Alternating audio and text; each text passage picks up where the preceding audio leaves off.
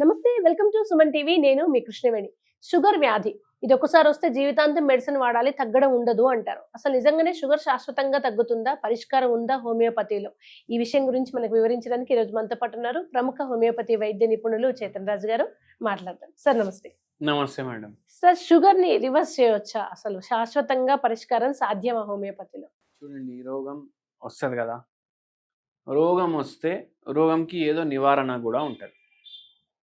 ఇప్పుడు సూర్యుడు మార్నింగ్ వస్తాడు, నైట్ సాయంకాలం అయినాక ఉంటాడు, మళ్ళా రాత్రి అయిపోయినాక మళ్ళా పగలు ఉంటుందా లేదా? ఉంటుంది. అట్లనే అయితే ఏ రోగం ఉన్నా హోమియోపతిలో దానికి మంచి సమాధానం ఉంటుంది. అంత ఎందుకు, ఇప్పుడు షుగర్ రివర్సల్ అనేసి అంటున్నారు కదా, మేమైతే ఎప్పటి నుంచో చేస్తున్నాం. హోమియోపతి డాక్టర్స్ ఏది మందు లేకుండా పేషెంట్ ఒక్కసారి షుగర్ వ్యాధి వచ్చినాక అన్ని మందులు ఆపేసి, హోమియోపతి కూడా ఆపేసి, దాని తర్వాత జీవితంలో మళ్ళా మందు అవసరం పడకుండా చేస్తుంది హోమియోపతి. మందు మళ్ళీ రెగ్యులర్ యాక్టివిటీ వాళ్ళు చేసుకోవచ్చు. దాని అర్థం ఏంటి? షుగర్ తగ్గుతుంది కదా, అంతే, తగ్గుతుంది అట్లా. కానీ సార్, ఇప్పుడు తగ్గింది కదా అని మళ్ళీ ఓల్డ్ లైఫ్ స్టైల్, అంటే బిఫోర్ షుగర్ ఉన్నప్పుడు వాళ్ళ లైఫ్ స్టైల్ ఉంటుంది, స్వీట్స్ తినడమో జంక్ ఫుడ్, అది స్టార్ట్ చేశారు అనుకోండి, పరిస్థితి ఒకటి చెప్తాను నేను. ఓల్డ్ లైఫ్ స్టైల్ అంటే దానికి అర్థం చెప్తాను మీకు. లైఫ్ స్టైల్లో ఇప్పుడు షుగర్ ఎందుకు వచ్చింది? లైఫ్ స్టైల్ డిజార్డర్ అంటారు. కొందరికి స్ట్రెస్ తోటి కూడా వస్తారు. అవును, స్ట్రెస్ వచ్చింది, షుగర్ వచ్చింది, లైఫ్ స్టైల్ కూడా బాగాలేదు. రోజు తాగుడు ఉంది, సిగరెట్లు ఉంది, అన్నీ ఉన్నాయి. రోజు బయట తినడం, జంక్ తినడం అన్నీ ఉన్నాయి. ఇవన్నిటితో పాటు స్ట్రెస్ కూడా ఉంది కాబట్టి షుగర్ వచ్చింది. అన్నీ ఉన్నాయి, పాజిటివ్ ఫ్యాక్టర్స్ అన్నీ ఉన్నాయి. మనం మందులు స్టార్ట్ చేసినాక మెల్లమెల్లగా ఆపేసినాం, వేరే మందులు ఆపేసినాం. ఇప్పుడు హోమియోపతి ఒకటే నడుస్తుంది. డయట్లో చిన్న చిన్న చేంజెస్ చేసినాం, కొంచెం ఇవి చేయండి అనేసి చెప్పినాం. తగ్గిపోయింది కదా షుగర్. తగ్గిపోయినాక ఇప్పుడు మళ్ళీ డైలీ తాగుడు, డైలీ సిగరెట్లు కాల్చుడు, మళ్ళీ దాంతోపాటు డైలీ బయట తినుడు, అవన్నీ చేసినందుకు వచ్చింది కదా. అవన్నీ చెయ్యకపోతే బతుకు మనిషి చచ్చిపోడు కదా. అవును, అవునా కదా? అత్యవసరాలు అయితే కావాలి. మళ్ళీ ఇంకా ఎందుకు, నార్మల్ మంచిగా ఉండాలి. ఇప్పుడు ఒక క్లాసిక్ కేసు చెప్తాను నేను మీకు. ద ఎంఎన్సి దాంట్లో ఒక ఎంప్లాయీ మంచి రోల్ వచ్చిర్రు. ఏముంది ప్రాబ్లం అంటే, 2 ఏళ్ళు అయింది షుగర్ వచ్చి. వెయిట్ ఎంత ఉండే నా దగ్గర వచ్చినప్పుడు 72 kgs ఉండే. వచ్చి ఏమంటున్నారు, గోళీలు 2 ఏళ్ళ పెరుగుతూనే ఉన్నాయి, 2 ఏళ్ళ గోళీలు పెరుగుతూనే ఉన్నాయి, వ్యాధి కూడా పెరుగుతుంది, వ్యాధి కూడా కంట్రోల్లో వస్తలేదు. స్మోకింగ్ ఉందా? ఉంది. ఎన్ని అవుతాయి రోజుకి? 10-15 అవుతాయి. ఆల్కహాల్ ఉందా? ఉంది. వారానికి ఎన్నిసార్లు? రోజు 2 ఉన్నాయి. మళ్ళీ దాని తర్వాత బయట తిండి. వాళ్ళ వైఫ్ చెప్తున్నారు అస్సలు కంట్రోల్ ఉండదు, అస్సలు ఉండదు కంట్రోల్. కంపల్సరీ ఏదోటి పార్సల్ అన్నా వస్తుంది, లేకపోతే ఆఫీస్కి వెళ్ళినప్పుడు ఆ కింద దుకాణాలు ఉంటాయి, అన్ని చిన్న చిన్న షట్టర్లు వేసుకొని కూర్చుంటారు వాళ్ళు, ఆడ తినుడు, ఇవి కూడా నడుస్తున్నాయి. ఎట్లా చేయాలి? ఇప్పుడు మనం మొత్తం రాసుకున్నాం కదా. ఒకటి అడిగిన, పరేషాన్ ఏముంది పోయి నీకు? ఎందుకు? మీకు కూడా చెప్తున్నారు ఆపుకోవాలనుకుంటా, ఆపుకోలేకపోతా. ఏముంది పరేషాన్? ఇక్కడ ఏముంది? పెండ్లంతో పరేషాన్ అయినా, పిల్లలతో పరేషాన్ అయినా, అమ్మ నాయనతో పరేషాన్ అయినా అంటే, వీళ్ళతో పరేషాని లేదు నాకు. ఆఫీస్ పరేషాని. ఏం పరేషాని అంటే, ఎంత పని చేసినా ఎంత అప్రిషియేషన్ రావాలి అంత అప్రిషియేషన్ రాదు. ప్రమోషన్ వస్తుంది అనుకుంటారు, రాదు. మళ్ళీ ఎంత మంచిగా పని చేసినా నువ్వు ఇంకా మంచిగా పని చేయాలి అనేసి వాళ్ళు చెప్తారు.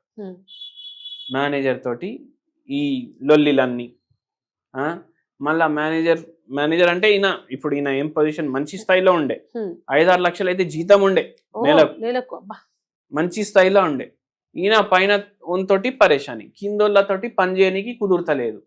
ఏ ప్రాజెక్ట్ అయితే తీసుకున్నారు ఉద్యోగం, ఆ ప్రాజెక్ట్ ఇవ్వకుండా వేరే వేరే పనులు చేపిస్తున్నారు.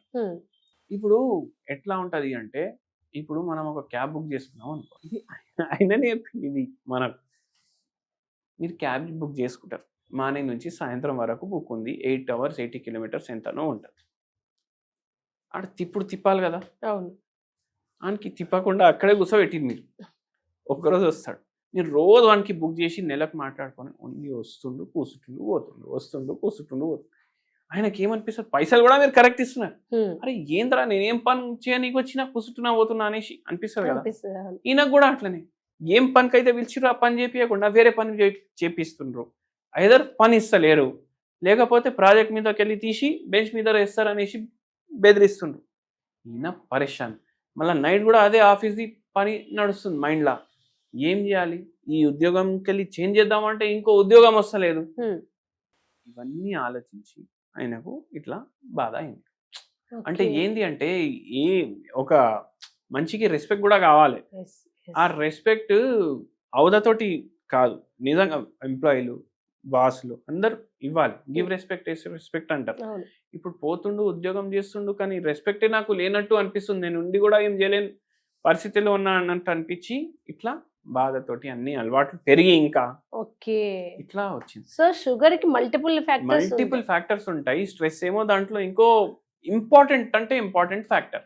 చాలా మందికి ఇది వాళ్ళకి బాగా నచ్చిన వాళ్ళు చనిపోతే ఉన్న వాళ్ళకి టక్కన షుగర్ ట్రిగర్ అయిపోతూ ఉంటుంది చాలా మీరు కేసెస్. చూడండి, కొందరికి వాళ్ళ వైఫ్ చనిపోయినాక వస్తుంది, కొందరికి పేరెంట్స్ చనిపోయినాక వస్తుంది, కొందరికి ఎట్లా వస్తుంది, ఇప్పుడు పెండ్లిలు అవుతాయి, పెండ్లిలు అయినాక కోడలికి అత్త మామకి పడదు, అత్త కొడకు పడదు.